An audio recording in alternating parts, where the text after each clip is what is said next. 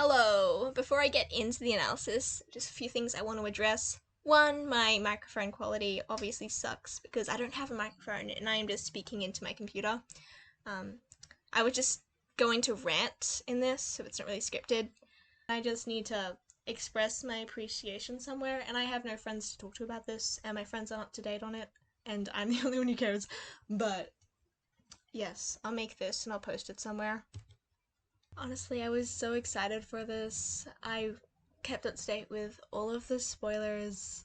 I've been looking forward to this ever since Risk, because Risk was a really good episode with the pacing, and the concept was like very new and interesting, and Miraculous Ladybug hasn't really done anything like that before, with the whole hiding the akumatized object and not explicitly making the villain known, so that they had no idea that Risk was even causing problems, and it was even impacting their daily lives. I really loved that about Risk, and therefore I was so keen for Strike Back to see how everything would play out, and I was not disappointed, even though most of the episode was spoiled for me because I was too curious.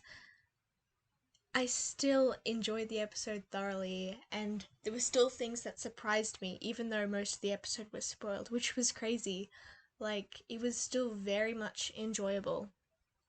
And I had almost no problems with it, except for stuff that carried over from the rest of the season that wasn't resolved. First up was the way that Ladybug actually picked Felix. It was really surprisingly logical, because Marinette is usually not logical or in her right mind whenever she has anything to do with Adrien. Usually she gets completely jumbled. And this time, even though she likes Adrien and she was affected by Risk, I think her decision this time was actually fair, despite it being a big F up. But yeah, when she gets the lucky charm that tells her to go back in time, it's a ticket from yesterday, she decides, yep, she needs someone who isn't infected, which is logical because you don't want to be introducing more Risk into the equation. So she thinks Adrien doesn't have the mark. So she thinks, yep, Adrien makes sense. And then she even stops and she questions herself. She goes, am I just doing this because I love Adrien? Am I taking risks? And is this really what my own decision is, or is this Risk's decision? And she has to stop and think about it, and I love that she catches herself, but she goes, no, Adrien doesn't have a mark, it's a good decision. Also, Adrien's had a Miraculous before when it came to the Snake Miraculous, and everything went smoothly and he gave the Miraculous back, so she knows he's not going to betray her. What she doesn't know, on the other hand, is that it's Felix now. And she had no way of knowing it was Felix in Adrien's place, and it was really just very bad timing, terrible luck. Honestly, it was just the way the situation played out. It wasn't really Marinette's fault in this case. And I love that, because I was honestly expecting to see Marinette be an idiot again and me just cringe at it, but no, this was really valid, and I liked how they did that. The writing was good. Oh yeah, to talk about the way she uses her Miraculous, when she travels through time, she doesn't actually change anything in the timeline. All she does is use the Dog Miraculous to hit an item to find out where the item is in her current timeline. She changes nothing, so ultimately it doesn't affect the flow of time at all, which is a very smart thing to do. Like, the way that Marinette was able to deduce all of that just from the hint of going back in time was honestly quite genius. And they foreshadow it, and he asks about the Miraculous, and if the Yo-Yo has access to all of them, and I think it's because of Risk here, or maybe she's just a little careless in the moment. She goes, and she tells him the truth, and she's like, yeah, it's connected to the Miracle Box through magic, and that was where she screwed up. This was her mistake. Her mistake was telling him too much information about the Yo-Yo, because no one's ever really asked that before. And this is a bit of a red flag here, that Felix over here has been thinking about how to get his hands on the Miraculous. And then when she goes to ask, can I trust you? You see him hesitate. You see him hesitate, and you see him be conflicted. Because, no, she can't trust him. And he knows that she can't trust him.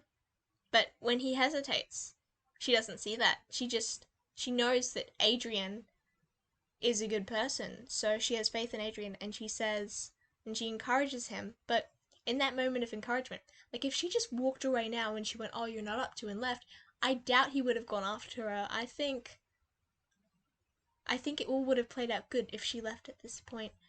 But because she thinks it's Adrien, she thinks everything's going to be fine, and he's not about to refuse when she offers him what he wants.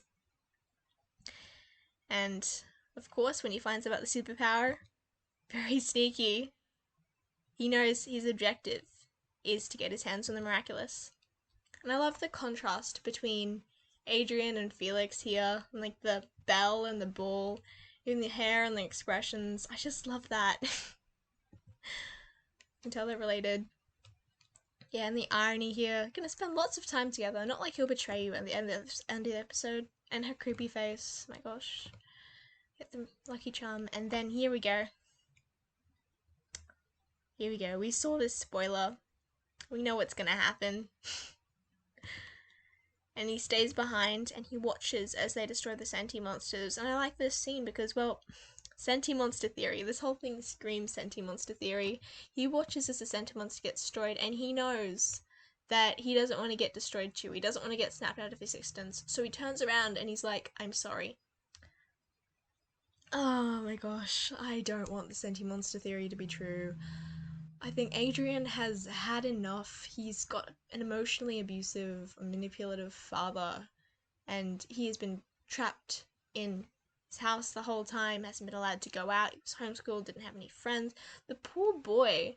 And to think, if he's a sentimonster who was just created, like, to do what his parents wanted him to do, and to have no control over himself like that, that is, honestly, that's so bad. Oh, I feel so sorry for him, because he's so innocent. He just wants to make friends, and to have all that happen, it's tragic. At least Felix stands up for himself. Adrien. Felix is so smart. He is probably the smartest character in Miraculous Ladybug. He's very clever. He figured out, he's the only one to figure out on his own that Gabriel was Shadow Moth, and he didn't share that information with anyone, of course not. He's too smart for that. And he goes to threaten him with everything he knows, because Felix knows absolutely everything at this point. He's probably the only one who could have been capable of figuring all of that out. He's like 200 plus IQ. Felix threatens Gabriel, and after he threatens him, he tries a softer approach, a bit of an exchange. And you can tell he's been calculating this for a long time. This isn't some impulsive whim of his. He, from the beginning, had the idea. From the second Ladybug told him about the Miraculous, he knew he was going to plan on betraying her. And he does hesitate throughout it, but he decides in the end that it's what he has to do. And of course, the ring. He won't need the ring anymore if he has the Peacock Miraculous. Yes, and I love compared to what it used to be when Gabriel had it, the way the Peacock Miraculous looks when Felix has it is so cute. I want one. It's honestly so pretty. And this scene here reminds me of, like, Sword Art Online. Like, the first episode of Sword Art Online with the big, huge broadcast, and you can just see the fear on people's faces, and as dark times take over, it has, like, quite a doomsday sort of aesthetic to it, where you can zoom in on people's shocked faces, and just the gloomy weather, that whole vibe to it, and his face looks like a skull.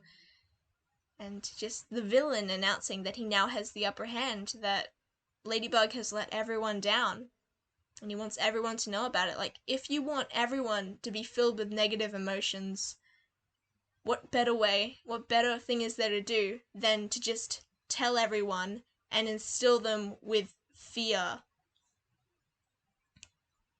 Just instill them with fear and panic in order to get more victims. That is smart, and I like how this was written. Like, especially with, like, Risk and then leading on into Strike Back. Hawkmoth is making some very smart decisions here. And Felix as well. Like, the villains, or like the opposite sides of the heroes, because we have no idea what side Felix is on yet, are doing really well. And of course, Ladybug is distraught over this. Like, she is devastated because she has just lost everything. She can't even talk to Alia about it anymore because Alia's given her Fox Miraculous back. And even though she can talk to Alia, because Alia still knows, Alia can't help her. So she's just got Cat Noir as her teammate now. He lends her a hand. And just like when Adrien lent her an umbrella when she was down,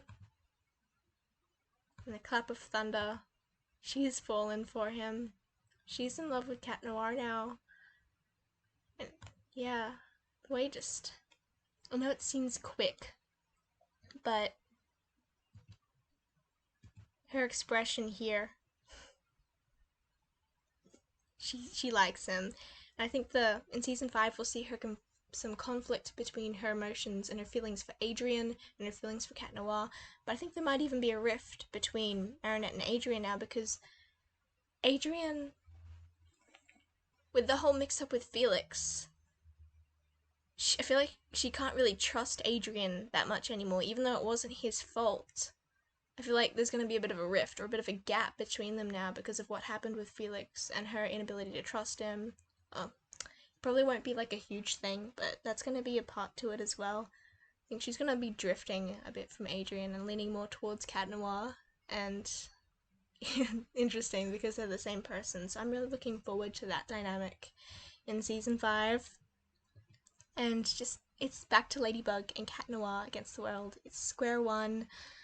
It is what they've promised us. Like, all season, it has just been getting overdone with all the different heroes. It was getting out of hand. Everyone left and right was getting Miraculous. And yeah, she was bound to make a mistake and give it to the wrong person at some point.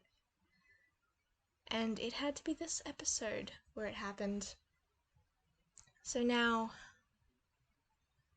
Hawkmoth is the one with the upper hand, I think, because he's not Shadowmoth anymore. He has all of the Miraculous that the heroes had, like, all along throughout the series, with like Miracle Box and Master Fu, and then Marinette being the Guardian. Hawkmoth has all of that now, and he is the one at an advantage, and the heroes are disadvantaged. See, they've never been like this throughout the entire show. This is a huge flip in the power dynamics, and honestly, I love it. Love the direction that the show is heading in. I never thought this would happen. Even after seeing the trailers, I didn't want to think that Hawkmoth would end up with all of the Miraculous. Like, apart from the bug and cat, it's just a lot. It's a kid's show. I didn't think they were going to do this, but I'm impressed. And the way they spread the hope in that last scene, where all the people are counting on Ladybug and Cat Noir to do it, even after Ladybug screwed up, it's beautiful. But yeah, hopefully, now that it's just the two of them, they can get back to bonding as a team, rather than having all these other people come between them.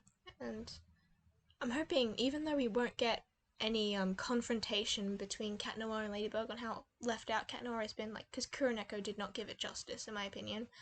Even though we might not get the confrontation where Adrien stands up for himself, I think what we might get is some open communication where Adrien confesses how left out he has been all of the season, and Ladybug will listen to him. And the huge shift in the power dynamics here.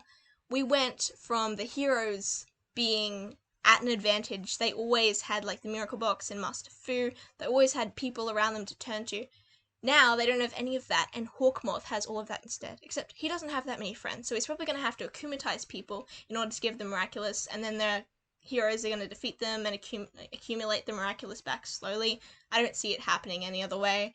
And of course, I think Chloe or Lila might get Miraculous from Hawkmoth. Good old Gabe. Definitely Lila. I'm not sure about Chloe. Like, I have hopes for Chloe. I had hopes for Chloe. I don't even know anymore. So yes, this will be very interesting to see. I am definitely looking forward to season 5, where the heroes are the underdogs, and it's just Ladybug and Cat Noir against the world. It's the Miraculous Tales of Ladybug and Cat Noir. Finally. After all of season 4, finally.